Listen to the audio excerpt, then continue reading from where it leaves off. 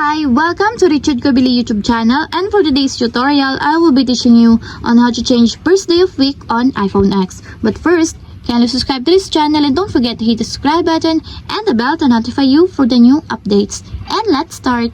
Using your iPhone X, from your home screen first, go to Settings. Then in the Settings, scroll down and click the General. Then after that in the General, scroll down again and tap the Language and Region. Then after that in this part, find the first day of week and tap.